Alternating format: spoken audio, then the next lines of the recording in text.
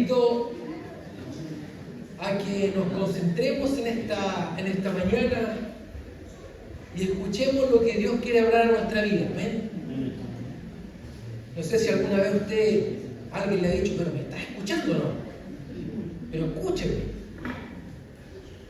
En esta mañana Dios quiere hablar a nuestra vida. Habló a mi corazón en la semana de diferentes maneras. Y la primera reflexión que yo quiero hacerles es que justamente uno de los textos que mi hermana leyó al principio hablaba de que estamos viviendo tiempos violentos, tiempos difíciles. Y quizás alguno puede decir, pero esto siempre ha sido así. No siempre ha sido igual. Y en esto se cumple lo que la Biblia dice. Yo creo que usted vio las noticias, ¿cierto?, de cómo terminó un partido de fútbol en Argentina. Hermano, cuando yo veía las imágenes era inevitable que nos hiciera un nudo en la garganta de cómo puede llegar la maldad, el desquicio, la locura por un partido de fútbol, por sentir que alguien es mi rival y tengo la oportunidad de matarlo con un fierro en la cabeza. Yo más me angustié cuando supe que una alumna mía de quinto básico con su papá andaban en ese partido. Y de repente a través de las redes sociales nos llegan estos videos y veo a mi apoderado, que también es un vecino con el que yo crecí. Crecimos toda la vida jugando. Y lo veo ya, dice, lo único que quiero es irme de acá. Y ahí contaba que fue con su hija de 11 años a ver el partido y sintió que en cualquier momento alguien lo mataba. Y sabe, la Biblia nos dice que van a venir tiempos violentos. La Biblia nos dice cómo va a ser el carácter de los hombres de los últimos tiempos. En 2 de Timoteo 3 dice, habrá gente violenta, amadora de sí mismo, sin afecto natural. Y alguno puede decir, pero esto siempre ha sido. No siempre ha sido así. Yo hace un par de semanas atrás hablaba con mi papá justamente de fútbol y él me decía, yo iba al estadio con toda mi familia, llegábamos 4 horas antes, llegábamos huevos duros, compartíamos con los vecinos y se sentaba al lado del equipo rival y nadie peleaba, nadie discutía. El que se decía que gane el más mejor, ¿se acuerdan? Y ahí se quedaba. Me contaban cómo era antes la vida. Claro que ha cambiado, claro que no es lo mismo, claro que hay más violencia. La música no es la misma, ¿verdad? Las películas no son iguales. Entonces, cuando nosotros nos encontramos con la palabra, nos damos cuenta que esta es una palabra profética que se cumple. El mundo está cada vez peor. Y si hay un lugar donde nosotros tenemos que mirar en este tiempo, es la palabra. Aquí vamos a encontrar el camino correcto, la instrucción correcta, la esperanza correcta. La palabra de Dios nos anuncia cómo va a ser el tiempo final. No las noticias, no internet, no la inteligencia artificial. La palabra de Dios es la que anuncia cómo fue el tiempo, cómo está siendo y cómo va a ser. Por eso debemos en este tiempo mirar su palabra. Y la Biblia, mis hermanos, tiene una importancia y tiene un valor trascendental en este tiempo. No podemos descuidarla. La Biblia tiene un valor fundamental. La palabra de Dios, mis hermanos, no está para informar, está para transformar nuestra vida. La Biblia no es como leer el diario, donde usted se entera, subió el dólar, bajó, va a subir la benzina, va a volver a subir la benzina, pasó tal cosa. La Biblia no está para informarse, está para transformar nuestra vida. La Biblia no está solo para conocerla, sino está para obedecerla, porque ahí cumple su propósito. Entonces, en estos tiempos que estamos viviendo, se hace imperativo, necesario, urgente, volver a mirar la palabra de Dios.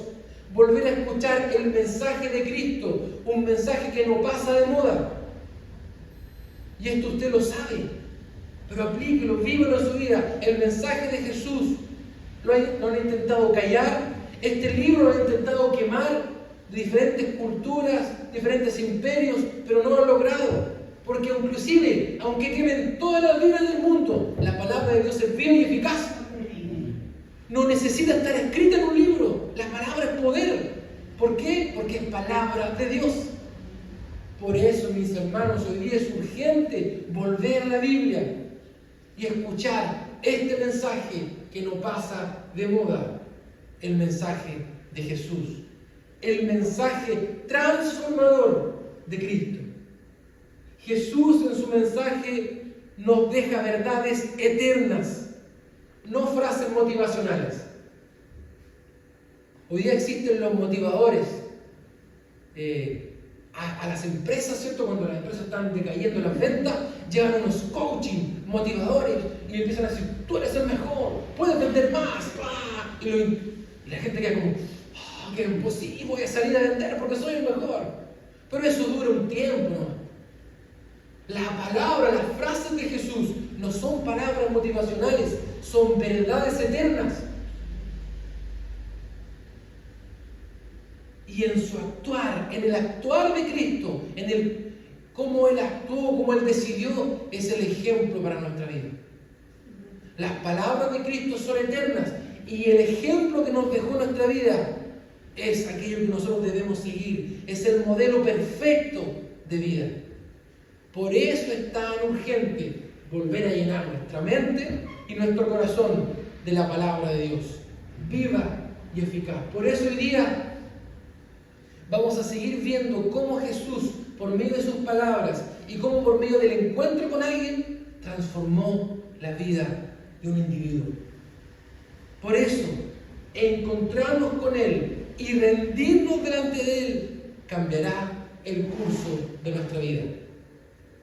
Se lo digo de nuevo, encontrarnos con Cristo y rendirnos delante de Él cambiará todo el curso de nuestra vida.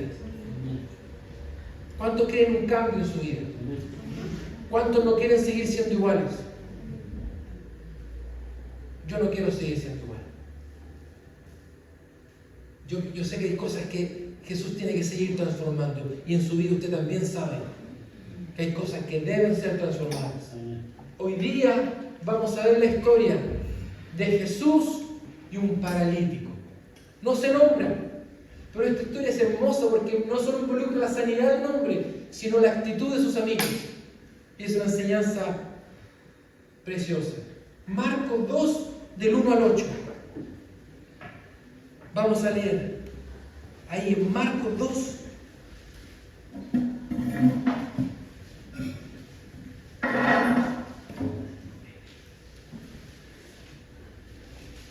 Marcos 2, versículos del 1 al 8. Dice así: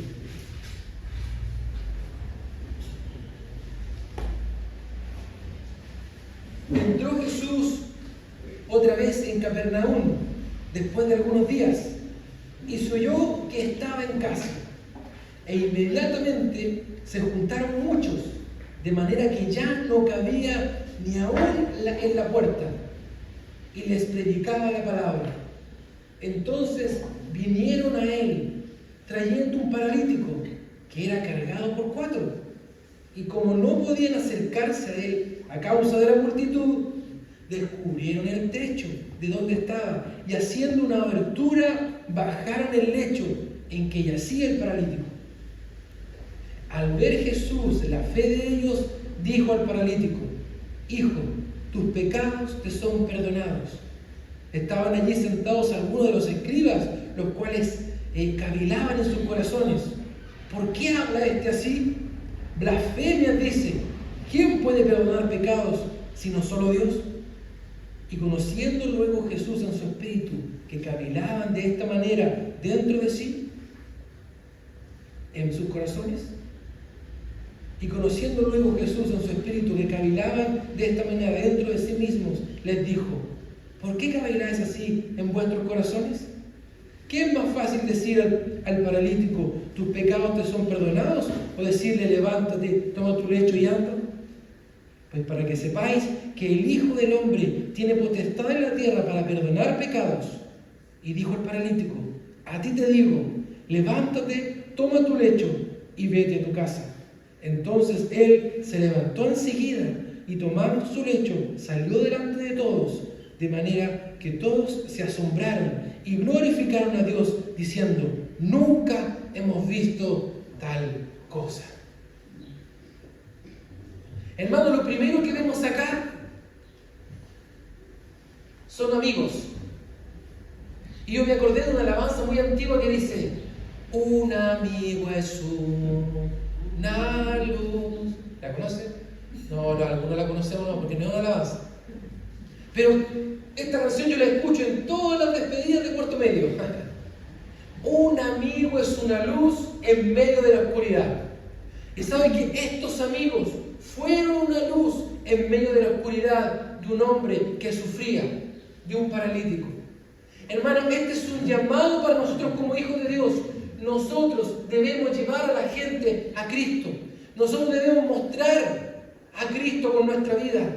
Los buenos amigos llevan a Jesús.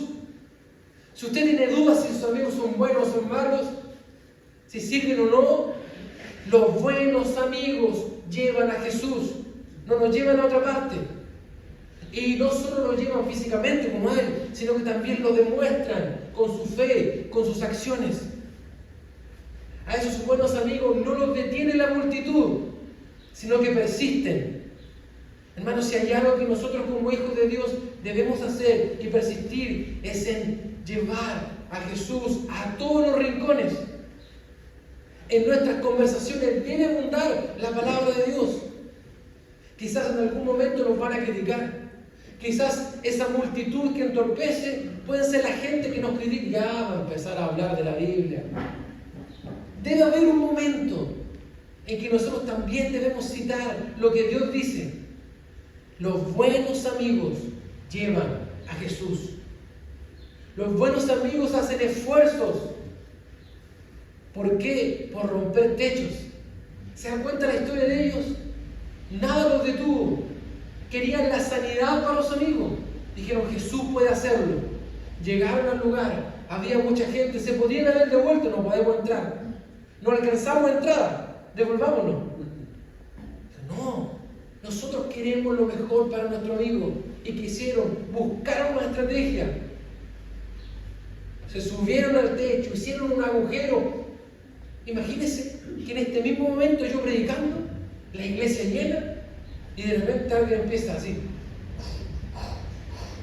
con un serrucho, con un martillo a trabar el techo, y empieza a caer una camilla. Todos asombrados, ¿verdad?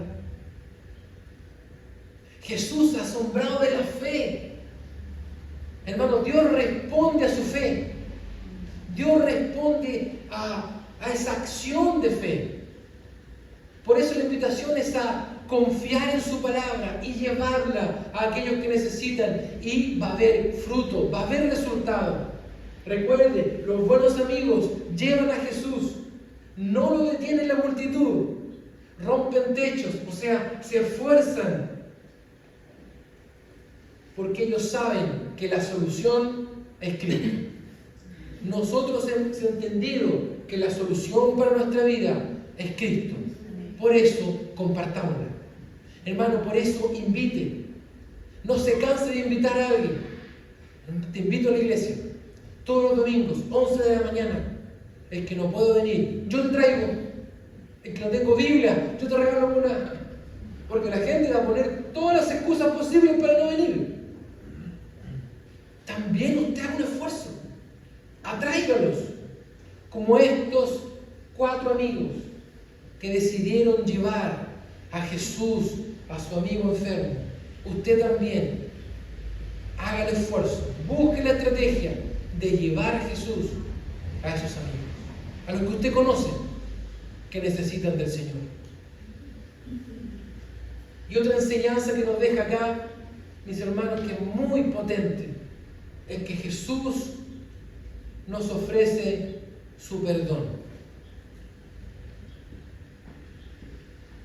A mí, cuando yo leía el versículo, porque ustedes bajaron enfermo, y lo que nosotros podemos ver de manera espontánea es una persona enferma, físicamente. Pero ¿qué ve Jesús? ¿Se da cuenta que Jesús no mira su condición física? Miró su corazón. Él lo primero que le dice a ese paralítico, dice, tus pecados te son perdonados. Mis hermanos, la enseñanza es que Dios está más preocupado del estado de nuestra alma que del estado de nuestro cuerpo. Dios está más preocupado de la salud espiritual que de la salud física. Y para nosotros también esa debe ser una prioridad. Señor, examíname, hazme un escáner espiritual para saber cómo estoy.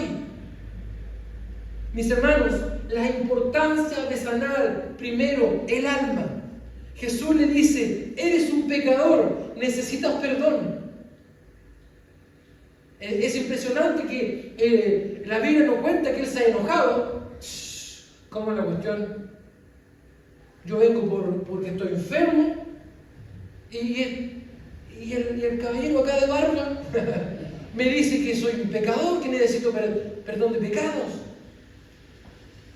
Él no cuestiona eso. Este paralítico asume, porque imagínense quién se lo dijo. Yo creo que cuando Jesús le dijo, tus pecados te son perdonados, él recordó todo lo que ha hecho. Recordó las mentiras, recordó la envidia, el orgullo, cuando tomó algo que no era de él. Pasó por su mente, tus pecados te son perdonados. El diagnóstico de Jesús no fue el problema físico. El diagnóstico de Jesús, el primero, fue su problema espiritual. Cuando nos acerquemos a Dios confiadamente, digámosle, Señor, primero, sáname de esta enfermedad espiritual. Perdona mis pecados. Y no le pongamos condiciones a Dios. No le pongamos condiciones a Jesús. Jesús, si tú me sanas, yo te sigo.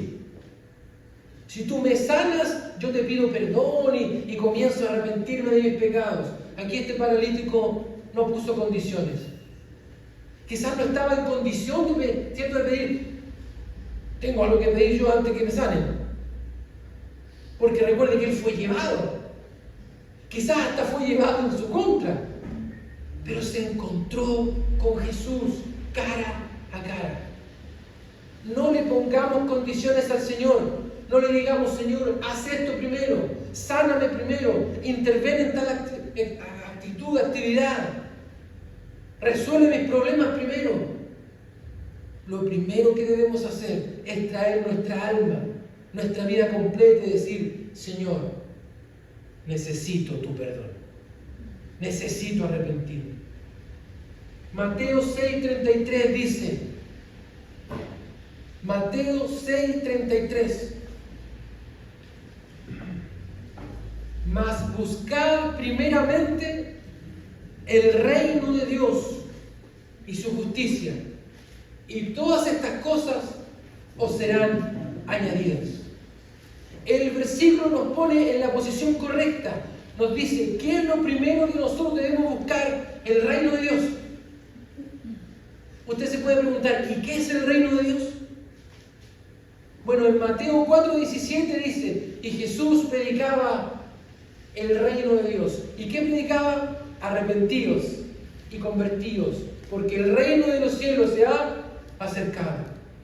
Cuando Jesús predicaba del reino de Dios, predicaba del arrepentimiento. Lo primero que tenemos que hacer, por eso vuelvo a repetir esto, más que nuestra salud física, lo primero que necesitamos es ser sanos espiritualmente. Amén. Necesitamos arrepentirnos. Como dice Mateo 4:17, arrepentidos. Y usted sabe que el arrepentimiento es un cambio de dirección, es un cambio de camino. Ya no sigo por acá, El arrepentimiento no es llorar, el arrepentimiento no es sentirse mal, me siento tan mal por lo que hice. A veces me ha tocado conversar con niños, ¿cierto? Cuando los tengo que disciplinar en el colegio. Yo no quería, tío, me dice. Pero usted le sacó la galleta a su compañero. Yo no quería. Le quitó un chavo con galleta Oreo. Yo no quería, tío. Ya. Estoy arrepentido. ¿Está arrepentido? Estoy arrepentido, tío. Ya. Y se saca la galleta. Mañana le tiene que traer un paquete a su... Ah, no, pero ¿cómo? Pero es arrepentimiento, ¿no? El arrepentimiento también viene con una transformación. La Biblia dice que si yo saqué algo que no era mío, tengo que reponerlo. ¿Se acuerda Mateo? Cuando dice, si yo saqueo, si yo he fallado en algo, lo voy a devolver. Cuadruplicado. Si algo... Ese es el arrepentimiento. La Biblia dice, hacer obras dignas de arrepentimiento. Entonces examinémonos como madres, como padres, como hijos, como hermanos. Ese arrepentimiento, donde, uy, yo sé que esto lo estoy haciendo mal, pero ese arrepentimiento o es solo remordimiento. Examinémonos. Por eso vuelvo a insistir en esto. Lo más importante es la salud espiritual. Y la Biblia nos dice que cuando Jesús predicaba el reino de Dios, predicaba el arrepentimiento. Jesús no era un político que salió a decir, voten por mí y está todo solucionado. Va a haber más trabajo, mejor educación, salud aquí. Jesús no era un político. Jesús no era esa la visión de Jesús. Él salió a predicar el arrepentimiento y también hizo milagros. Eso nadie lo discute. Pero Él, en este texto, nos muestra que está más preocupado de nuestra salud espiritual. Jesús nos pide, nos demanda, arrepiéntanse. Pero también Jesús tiene la autoridad para perdonar pecados. Los fariseos que estaban ahí, ¿cierto?, le cuestionan, ¿quién eres tú para perdonar? Y Él lo declara con firmeza. ¿Sabe? Muchas veces le preguntaron cosas a Jesús y Él se cayó. Aquí Él responde con firmeza. El Hijo del Hombre, Jesús, tiene la autoridad para perdonar pecados. Por eso debemos venir ante su presencia y arrepentirnos. Recuerden, Él tiene la autoridad. En Marcos 2:10 lo dice ahí, cuando lo leímos. Él tiene la autoridad para perdonar todos tus pecados. Y esto también es una señal de esperanza para nosotros, mis hermanos. Que Él puede perdonar todos nuestros pecados. Cuando nosotros le hemos fallado a alguien, a alguna persona en algún momento, alguien puede decirnos, no, eso es imperdonable. Oye, ¿por qué no te juntas más con tal persona? No, es que me hizo algo imperdonable. Jesús no es así. Nuestro Dios no es así. Dice que podemos venir delante de Él y pedirle perdón. Y lo dice su palabra. Jesús tiene el poder para perdonarnos. Lo leemos ahí, ¿cierto? Marcos 2:10. Tiene el poder, la autoridad para perdonar. Pero hay algo precioso, que Él también tiene la disposición para perdonarnos. Amén. Lo dice en 1 de Juan 1:9. 1 de Juan 1:9. Si confesamos nuestros pecados, ¿qué dice? Él es fiel y justo para perdonar nuestros pecados y limpiarnos de toda maldad. Hermano, esa frase, limpiarnos de toda maldad, es una analogía muy potente. Limpiarnos, o sea, poder empezar de nuevo, limpios, pulcros, sin mancha. Eso quiere decir que borra todo. Limpiarnos de toda maldad. Pero lo que debemos hacer nosotros es venir y arrepentirnos, darle prioridad a nuestra salud espiritual. Jesús tiene la autoridad para perdonar pecados y Jesús tiene la disposición, el deseo de perdonarnos. como lo dice aquí en 1 de Juan. Mis hermanos, hoy día es urgente ponernos a cuentas con Dios, primero que todo.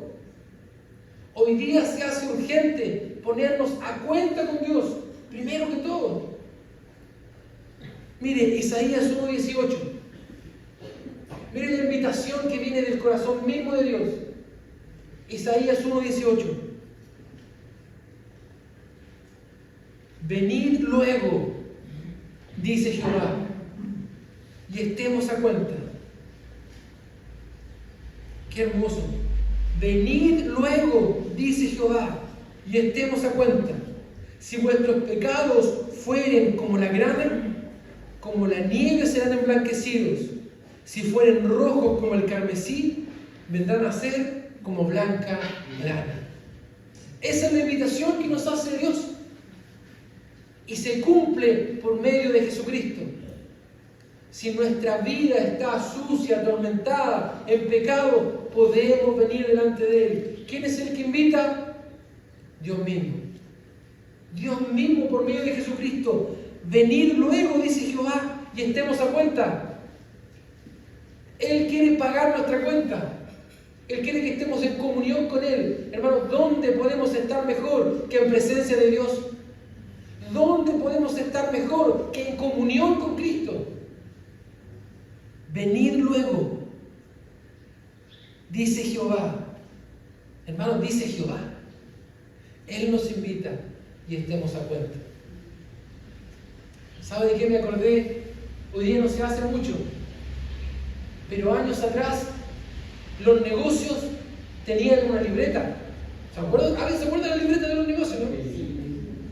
Yo no pedía fiado. Entonces le decía a la señora del negocio, me la nota. ¿Cuántos dijeron me la nota? Me la nota. Pero cada cierto tiempo, ¿cierto? Generalmente, cuando ya nos pagaban, teníamos que ir al negocio y la vecina me saca la cuenta. Y yo recuerdo haber visto eso. Me saca la cuenta, ¿sí? Ok. Y la persona se ponía al día y quedaba libre del DICOM del negocio. Y yo me acuerdo que en una ocasión mi santa madre fue al negocio, donde tenía su libretita. Y entre la sal, el té, el azúcar, había chicles, manqueques, los cuales ella decía, yo no recuerdo haber comprado estas colaciones, ¿eh? Y ella un día preguntó, oye, ¿saben ustedes? Me aparecieron en las libretitas un par de cosas. Salimos pillados. Yo iba con autoridad y como la señora del negocio anotaba nomás, dijo, pagará la bonita después. Sí, mamá, fui yo. Ella obviamente me dijo, no puede volver a hacer eso. Conmigo, hermano. Conmigo presente. Yo tengo la autoridad. Y ella fue, ¿sabe qué hizo? Y no me cobró, si yo tenía 3, 4 años. Ella pagó. Estemos a cuenta. Hermano, hay una libretita espiritualmente hablando. Y en esa libretita están todos nuestros errores, pecados. Condoro le decimos en Chile, para que si alguien lo ve en el mundo esto, a través de YouTube. Nuestros condoritos, nuestras pifias. Y ahí está esa libreta. Y aparece nuestro amado Dios diciendo y agarrando esta libreta. ¿Y sabe qué hace? La lleva a la cruz. Yo pago. Así pagó Jesús. Por eso es tan importante entender la modalidad. ¿Cómo lo hizo? No lo borró con una goma. Él entregó su vida porque Él cumplió lo que la Biblia profetizó. ¿Recuerda usted, cierto? Antiguamente, en el Antiguo Testamento, el hombre tenía que llevar un sacrificio, un cordero limpio, sin mancha. Y a través del sacrificio de ese animal, nuestros pecados eran perdonados. Pero todos los años había que hacer el mismo ritual. Ahora, el que llevó nuestros pecados es el cordero inmolado, el cordero de Dios. como dijo Juan el Bautista, he ahí el Cordero de Dios que quita el pecado del mundo. Ahí Jesús, el que agarró nuestra libreta con todos nuestros pecados, que no son pocos, hermanos, que no eran pocos, y los llevó a la cruz. Todo aquel que cree en Él, el que se rinde delante de Él, sus pecados completos son perdonados. Como decía el texto, y somos completamente limpios. Si este es un milagro de sanidad, lo primero que nosotros debemos entender es que hay una sanidad prioritaria y es la sanidad espiritual. Este es un llamado a la iglesia al arrepentimiento. Este es un llamado a rendirnos delante de Él. Este es un llamado a no solo informarnos, sino a ser transformados por su palabra. No es un llamado solo a escuchar el mensaje, sino a vivirlo. Por eso, hoy día, Dios, por medio de su palabra, nos dice: estoy preocupado de tu salud espiritual. El que tenga un problema físico, sí sé, Dios lo sabe. El que tenga un problema familiar, económico, sí lo sé. Pero la prioridad es la salud espiritual. Es urgente ponernos a cuentas con Dios primero. Este es el mensaje del reino de Dios. Arrepentidos y convertidos. Y también, por supuesto, mis hermanos, Dios nos ofrece sus milagros. Amén. Dios nos ofrece sus milagros, su poder, su acción sanadora. Jesús, como hacía milagros ayer, lo sigue haciendo hoy día. Yo sigo creyendo en los milagros. Somos una iglesia que sigue creyendo en los milagros. Jesús nos dice: toma tu lecho. Mis hermanos, Dios quiere hacer milagros, quiere traer sanidad, pero recordemos, la sanidad involucra también un nuevo comienzo. Sanidad con propósito. Sanidad con propósito. Jesús nos dice: toma tu lecho. La sanidad tiene un plan y un propósito. Volvamos a la historia de este paralítico. ¿Qué hace él? Imagínate, se escucha la voz de Jesús diciéndole: tus pecados te son perdonados. Él queda a cuentas con Dios. Él asume que es un pecador. Él no alega nada. Recibe el perdón de Dios por medio de Jesucristo. Y después viene esta frase potente también: toma tu lecho y ándate y vete a tu casa. Hermano, este es el testimonio que Dios quiere hacer también con nosotros. No era común ver una persona con su lecho, con su camilla, con su cama debajo de su brazo. Yo no sé cuán lejos él vivía, pero yo quiero que usted se imagine esto. No sé cuán lejos vivía, pero él tomó su lecho y se dirigió rumbo a su casa.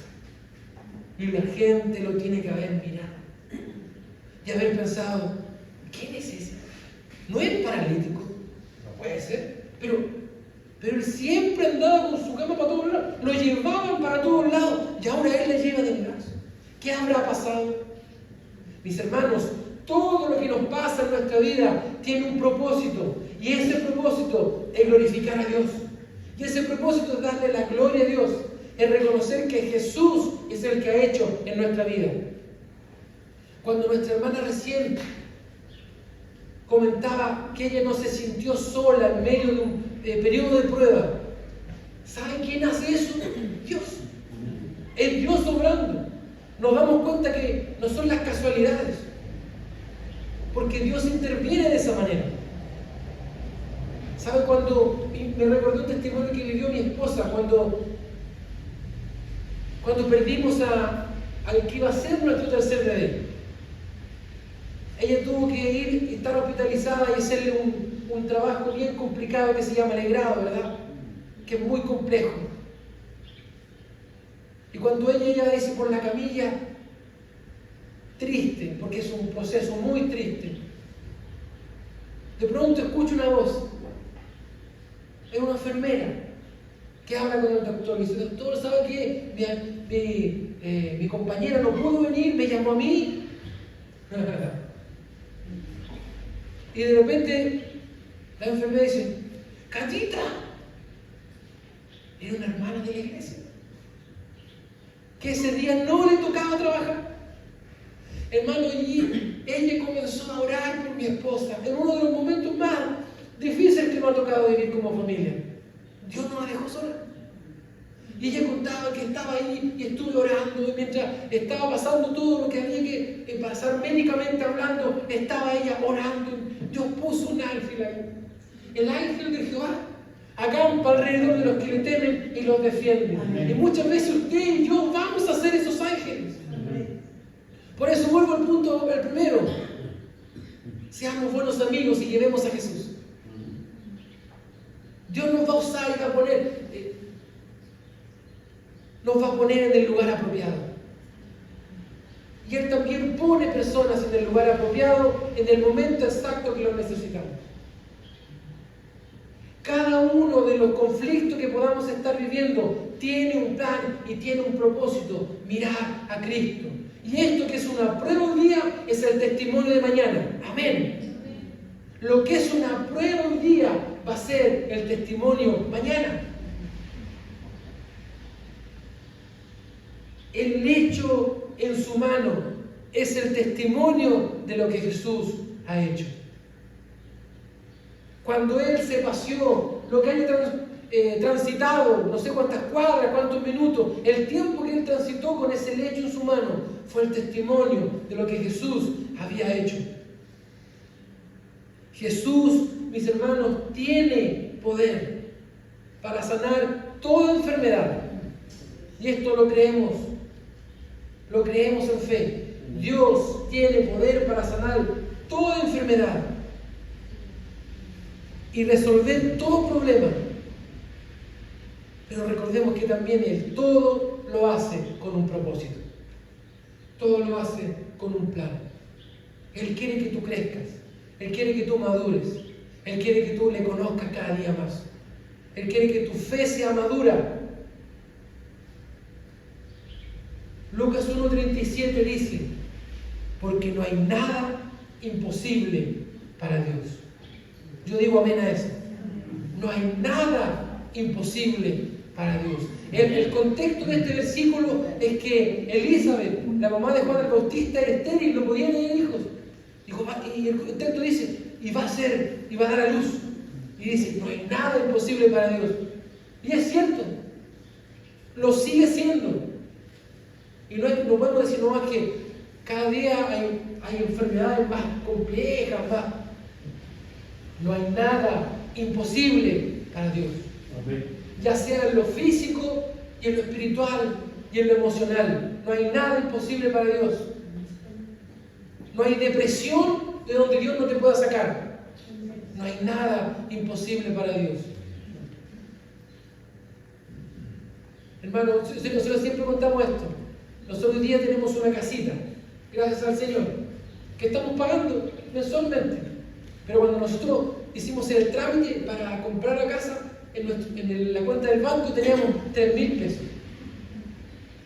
Con eso ese es nuestro soporte. Pero en realidad nosotros dimos esos pasos confiando en Cristo. Amén. Confiando en el Señor. Dice: Señor, tú cerrarás puertas y tú abrirás otras. Y cuando la abrió, teníamos solo 3 lucas en el banco. Ahí decimos: todo lo que vivimos fue obra del Señor. Amén. Este es el tiempo de abandonarnos, de rendirnos. Por eso, hoy día que nos encontramos con el Señor, rindámonos delante de Él. No solo escuchemos y pasemos de largo. Sí, fue agradable, fue simpático. Rindámonos delante de Él. Jesús nos dice: toma tu lecho. La sanidad tiene un propósito. Jesús tiene poder para sanar toda enfermedad y resolver todo problema, pero esto tiene un propósito. Anhelemos que Dios cumpla su propósito en medio de la crisis. Hemos citado varias veces, ¿cierto?, a los 10 leprosos. ¿Cuántos volvieron? Solo uno. Hermanos, se cumple el propósito completo en uno solo. Y me gusta decir esto, ¿cierto?, porque es una frase común. Cuando uno llega a su casa dice, hemos llegado sanos y salvos. Pero en esa historia, el único que llegó sano y salvo fue el que volvió a agradecer. Los otros llegaron a su casa sanos, pero no sanos y salvos, porque no se rindieron delante de Cristo. Rindámonos completamente delante de Él, creyendo que Él puede sanar. Porque recuerde, lo dice Lucas 1:37, no hay nada imposible para Dios. Miren lo que dice el Salmo 9:1. Salmo 9:1. Te alabaré, oh Jehová, con todo mi corazón. Contaré todas tus maravillas. Salmo 9:1. Te alabaré, oh Jehová, con todo mi corazón. Contaré todas tus maravillas. Hermano, ¿cuántas cosas usted puede contar que el Señor ha hecho en su vida? Pero ¿sabe qué? Nos olvidamos. Las guardamos en un baúl y quedan ahí. Por eso me gusta citar a David cuando él dice, el mismo Dios que me libró del oso y del león, me va a librar de este gigante. Él era capaz de recordar, sí, me acuerdo el año pasado y el antepasado cuando yo pasé una dificultad igual y Dios me ayudó y lo va a volver a hacer. Recuerde, esta dificultad que puedas estar viviendo tiene un propósito. Dios puede hacerlo. Hechos 4:20 dice así. Y este es un llamado a contar lo que el Señor ha hecho. Porque no podemos dejar de decir lo que hemos visto y oído. Hermano, todos tenemos un testimonio que contar. Aférrese a eso. Había se me cayó el carnet, había un programa que decía, afírmese usted, compadre. ¿Se acuerdan? Dios hoy día nos dice, afírmese, pues, hermano. Afírmese en la palabra. Afírmese en la verdad de Dios, que es una verdad eterna. Lo dijimos al principio, su palabra se está cumpliendo. Por eso, atiéndala. No se informe. Transfórmese por medio de la palabra. Arrepiéntase, porque nuestro Dios busca primero su salud espiritual, pero también sigamos creyendo que nuestro Dios obra. No te canses de clamar, no te canses de buscar. Él abre puertas, Él sana, Él restaura, Él da el trabajo adecuado. Sigamos clamando. Nuestro Dios tiene poder. Pero recuerden, no podemos dejar de decir lo que hemos visto y oído. El salmista dice, bendice alma mía al Señor y no olvides ninguno de sus beneficios. Si estás viviendo el problema que sea, sigue recordando lo que el Señor ha hecho. Sigue recordando que el mismo Dios que te ayudó hace tiempo atrás lo puede volver a hacer. Dios tiene un plan y un propósito. Toma tu lecho y anda. Eso significa que la dificultad de este tiempo va a ser un testimonio para mañana. La dificultad que vives hoy va a ser un testimonio el día de mañana. Y quiero decirle algo. Y quizás aunque no se resuelva el problema, tú vas a poder ver la mano de Dios.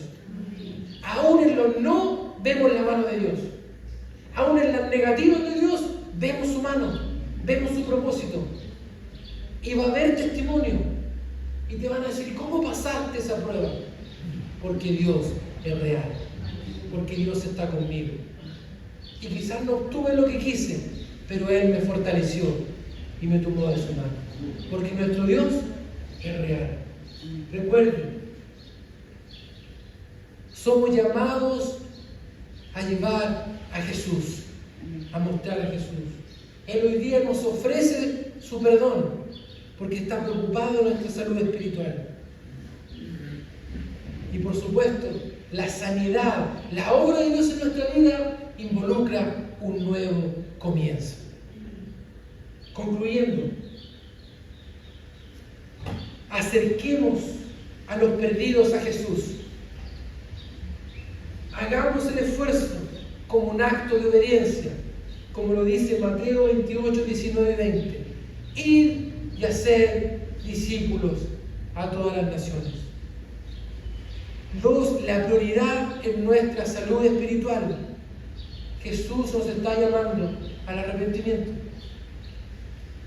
No te conformes con la vida que llevas.